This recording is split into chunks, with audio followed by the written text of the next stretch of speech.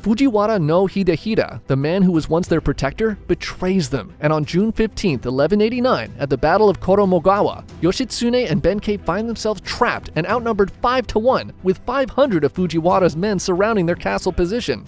The forces clash, and Yoshitsune's men put up a heroic effort. Benkei in particular is a demon on the battlefield, crushing enemies who are on average more than a foot shorter than him.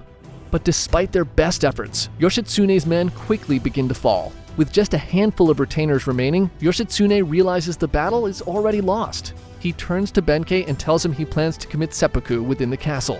He'll need time to prepare, and Benkei understands the assignment. He walks to the bridge that serves as the only entrance to the castle and stands alone against Fujiwara's army.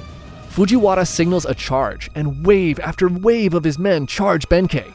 He cuts them down one after another. No man can make it past him. In some stories, he's said to have single-handedly slain 300 soldiers on that bridge. Benkei stands stoically behind a pile of deceased Fujiwara warriors, beckoning more men to cross. And despite orders to do so, none of the Fujiwara's men answer his call.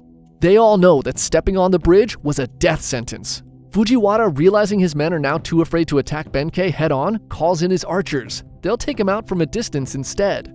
The archers let loose a barrage of arrows that find their mark in Benkei's chest, but nothing happens. Benkei doesn't flinch. They let loose another volley of arrows, but still nothing changes. Benkei's body is now a pincushion of arrows, but is still standing defiantly in their way.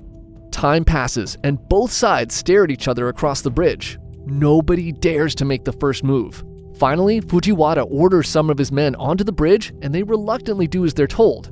As they slowly approach Benkei, he makes no motion to ready himself. They creep closer, and when they finally reach the massive monk, they discover that while he was still standing, he was already dead. Benkei, knowing he needed to buy as much time for his master as possible, had positioned himself to be supported by his spear even if he was no longer alive.